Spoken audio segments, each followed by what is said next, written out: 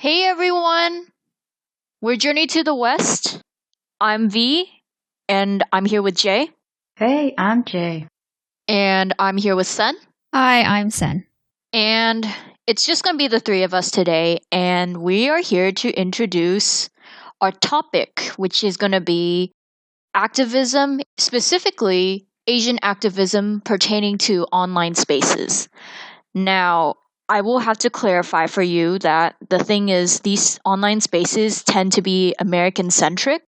So that's just a heads up. So when we're talking about online spaces and clarifying scope and terminology, and we're going to be talking about our feelings about it overall. Specifically, what I've been noticing this week was, with all due respect to everyone who's put in their all, I feel like the dialogue tends to be a little bit one-sided.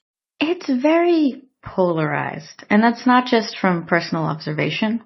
There are actually more general studies not specific to our community that have shown that social and political polarization is more likely for groups who use the internet. So these online spaces are cultivating ideologies that are more extreme and less moderate. But our community is mirroring that as well. One of the perfect examples of something recent that can illustrate that is a recent comic that was posted by Joshua Luna that was trying to address the gender rift in the Asian community. And the responses to it, by and large, were so negative.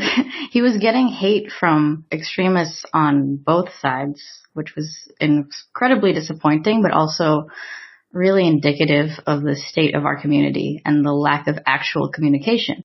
Well, they do say that if you take the middle ground, if you're moderate, nobody's happy. So that's essentially what happened to him. I think that people that are branding him as some kind of evil misogynist, having this agenda to undermine or oppress women, it's kind of stupid.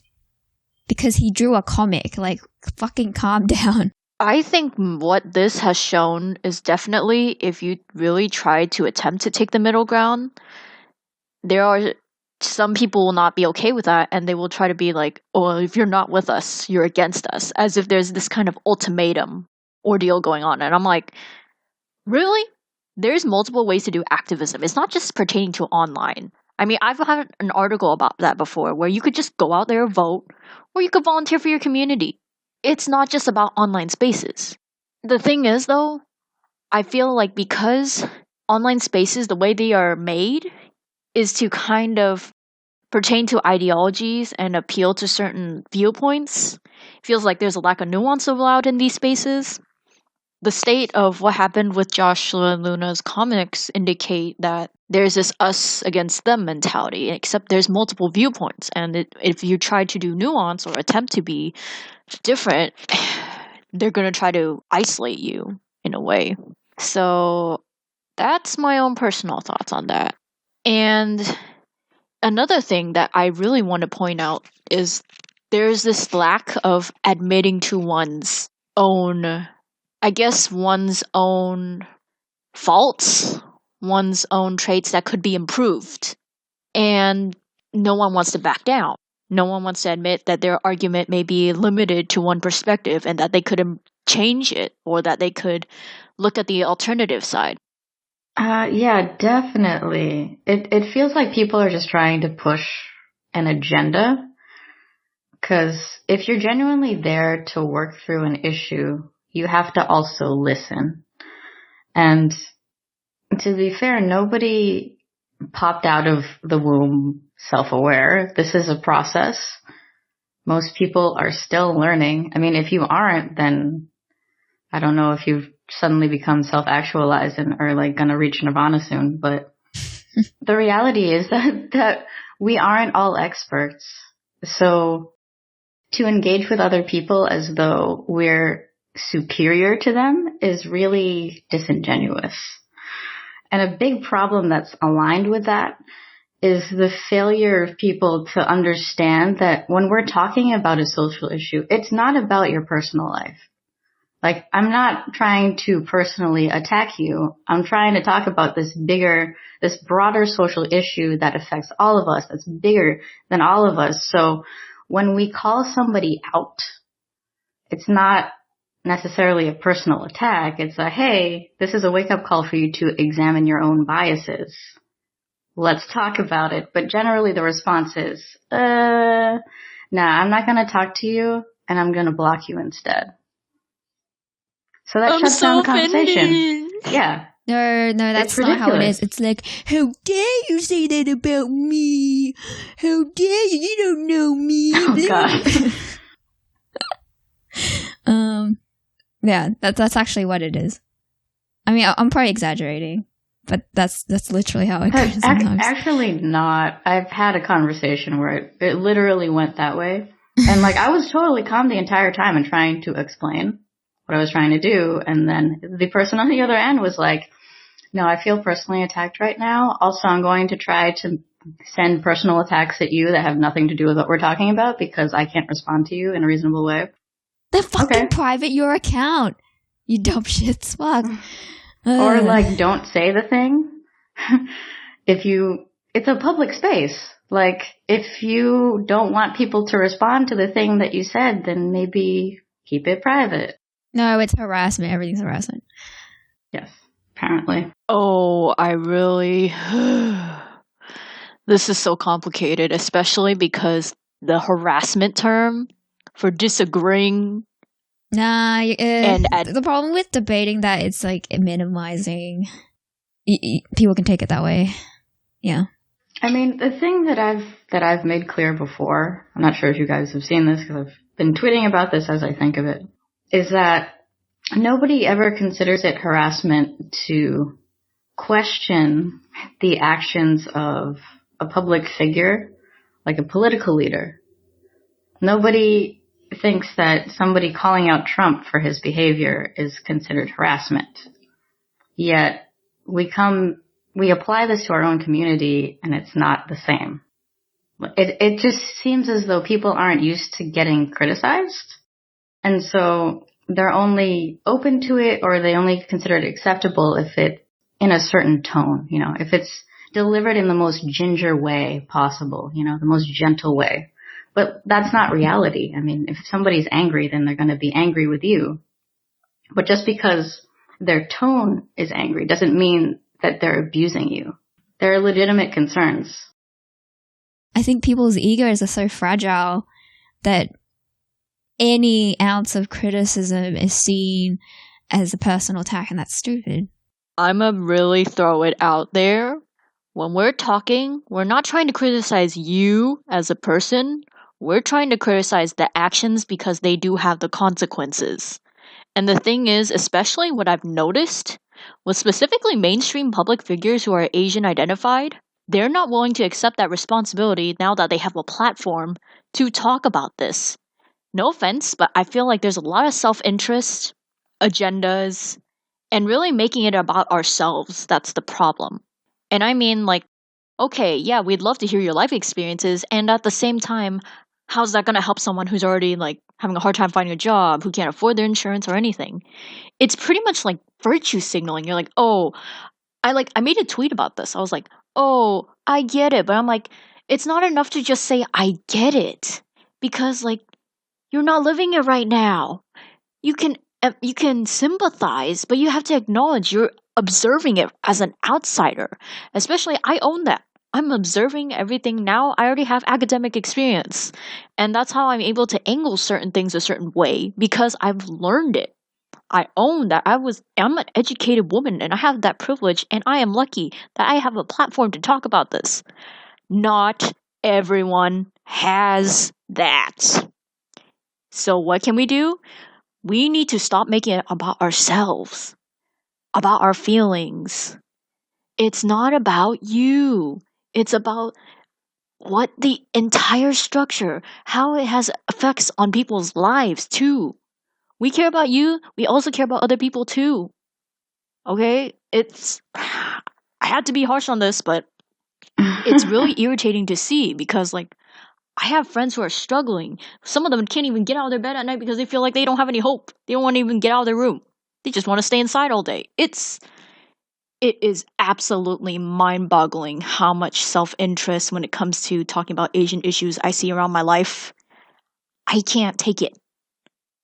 That's why we're talking, because we're calling out the self-interest mentality, the bougie mentality that doesn't acknowledge that because they're educated, they have the platform to speak out. What I'd like y'all to do is acknowledge that you are speaking out from someone who's experienced that, but now you're already sort of detached from it. So, yeah, which is taking me to my point on career activism and cutthroat politics. Again, my gripe, a lot of these people are either being paid, have the scholar, have the prestige, or have the resources to get a platform that's visible. And it's not talked about a lot. I mean, I think we tried to touch on this in the last podcast about the experiences of working class Asians, in that the people in our community who have a voice have it because they have the privilege of having that access. They're elevated to that position partly because of their status, because there are a lot of people who don't have the same opportunities, and once they get there, it doesn't feel like they can properly represent the rest of us if, one, they're not even aware of what's going on with people who aren't in the same socioeconomic class and don't have the same experiences. And when they do, it feels a lot like virtue signaling. Something that really bugged me recently that's kind of related to the Joshua Luna comic is that there was this one person on Twitter who was like, if any of you retweet this comic, then I will immediately block you, blah, blah, blah, blah, blah. And then went on this rant about how, anybody who agrees with this comic is a misogynist and is a one-issue kind of person. They only care about the relationships part of Asian activism. And then she used the Cambodian deportations to shame people that she was trying to drag. But that was the first time that she had ever tweeted about the Cambodian deportations. If you really cared, then maybe you wouldn't have used it as a tool to shame other people. Just saying. You don't use issues like this to prove a point. You're just using it as a pawn. Well, when I saw that tweet and I was like, no one cares. But yeah, I'm like, oh, okay, sure.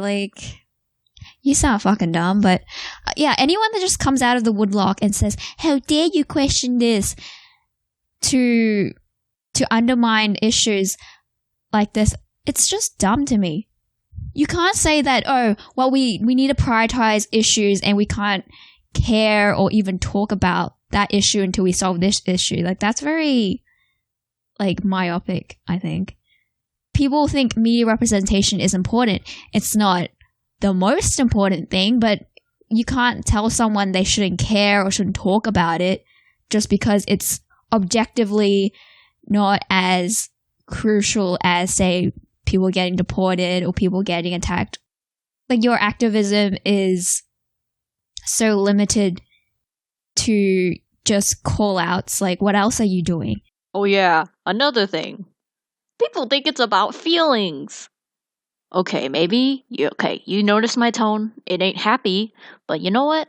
None of the stuff is about feelings. Not completely. That's such a one-sided argument. Because here's how it's not about feelings. There are actually people who are Asian American getting robbed and attacked. And it's systemic. Is that about feelings? Is us calling out getting robbed in our working class experiences? Is that about feelings? Is us talking about how Asian men aren't represented well in media? Is that about feelings? I mean, it's not just media. We're talking about Asian women being attacked. It's not just feelings. That's the thing. I already got labeled just because I wanted to call out the limited representation. When it comes to watching films with Asian American leads, it's always a white man being a lead, and people got all offended about it. And I was just it's not about feelings. They're like, you're just bitter. You wish that was you. And I'm like, I don't give a shit. Yeah.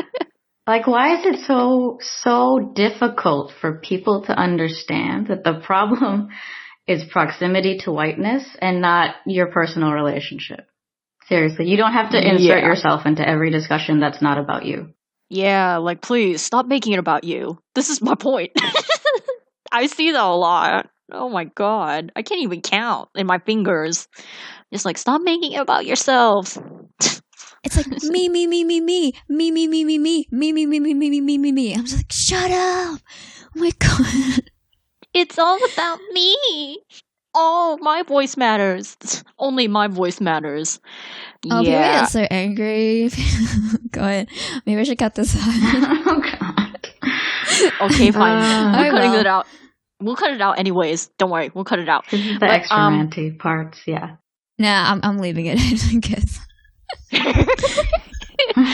yeah, at the core, we feel like, because if you mention disagreements, or if you have the quote quote the nerve to actually question something, like I've noticed with our mainstream activists, they've already blocked a lot of people. So here is why we're talking about this.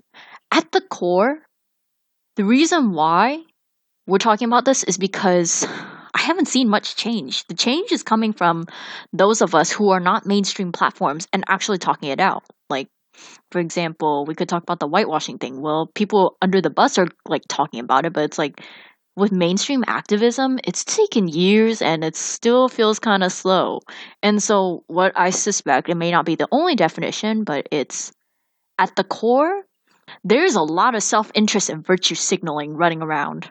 Meaning people only care once it makes their platform popular, or because, if I don't speak out, then some people are going to throw shade.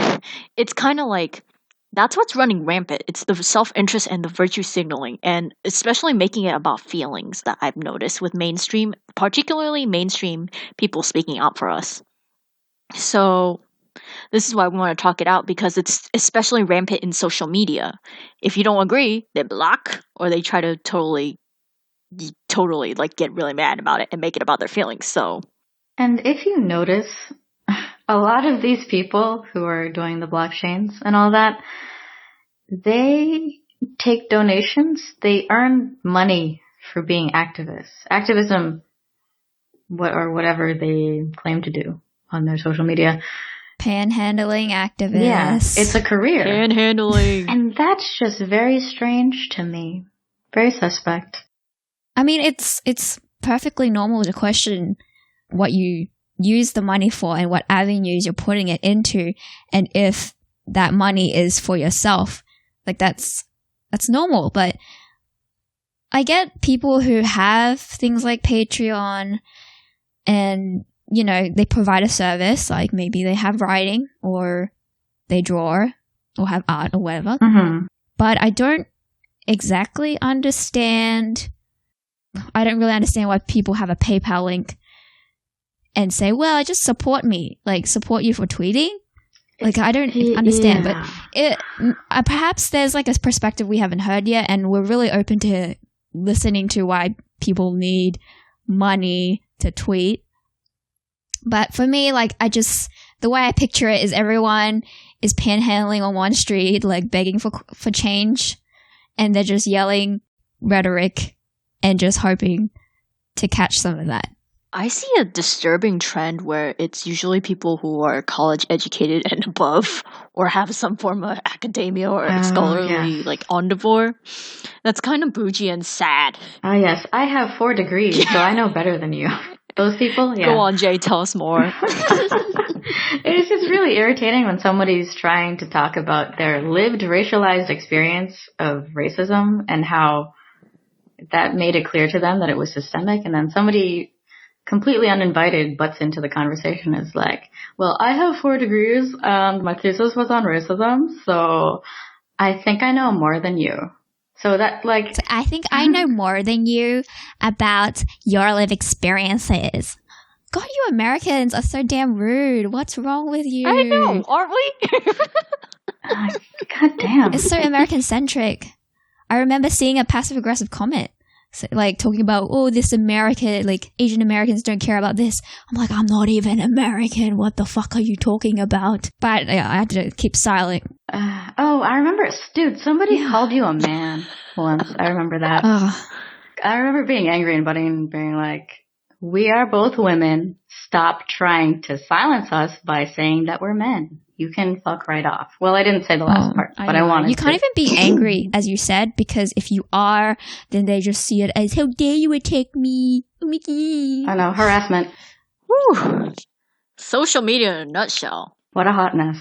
Kind of like a dumpster fire right now, but yeah, it's kind of great in some ways. And when I say great, I mean not really.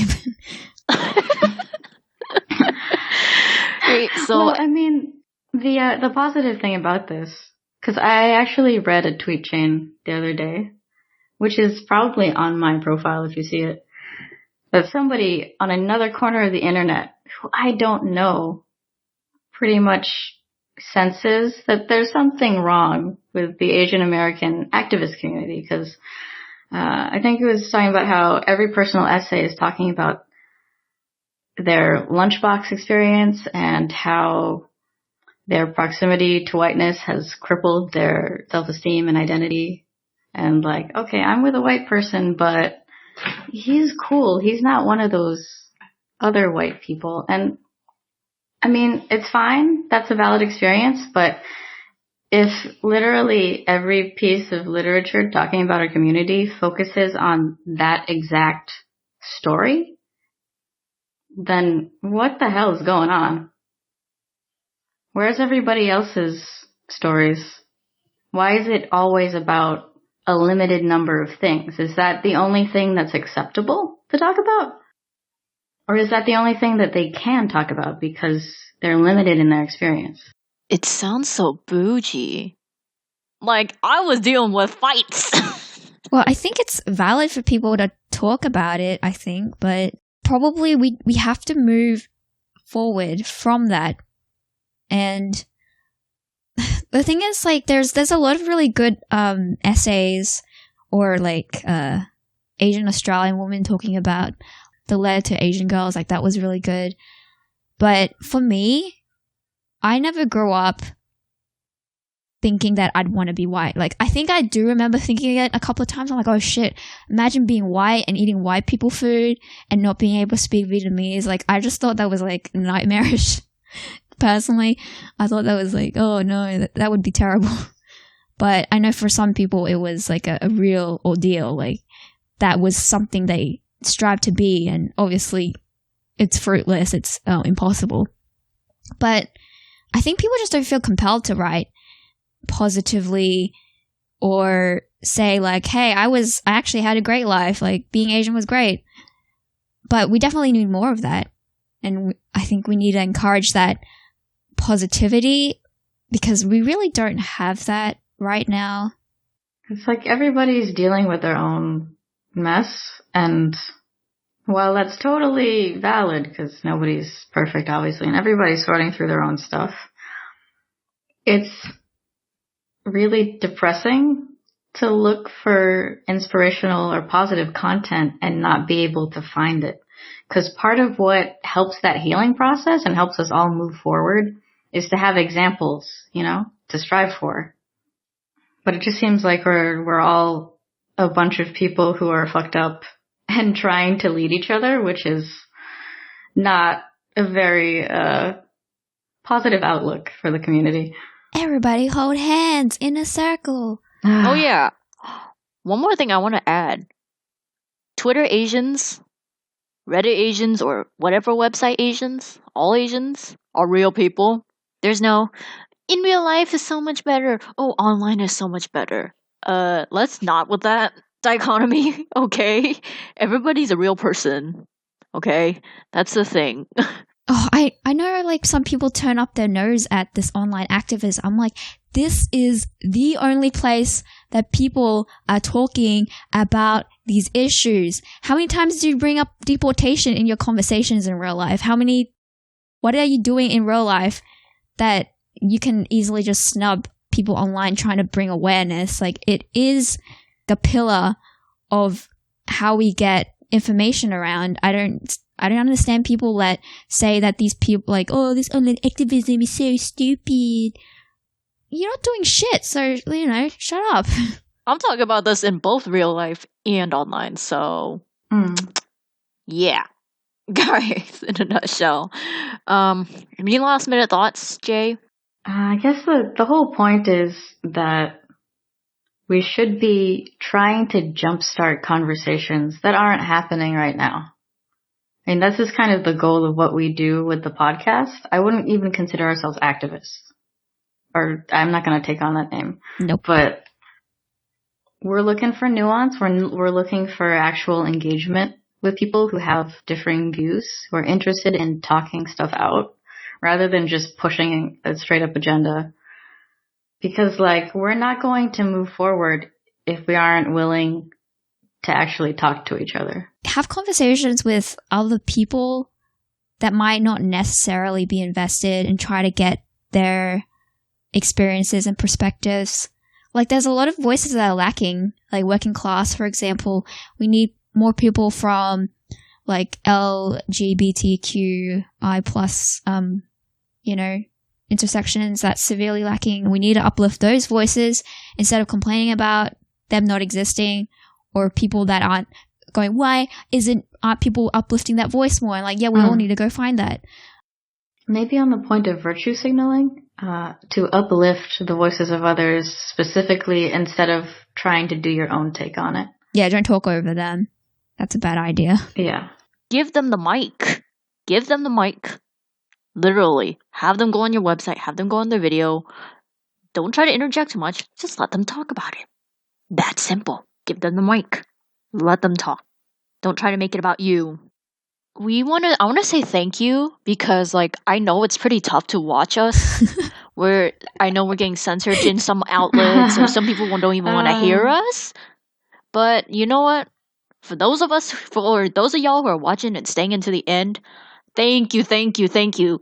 Shout out to Project Yellow Dress. Thank you for having us in the interview. Shout out to Twitter peeps for being so awesome and following us and listening to me getting really irritated and talk about dinner and random stuff.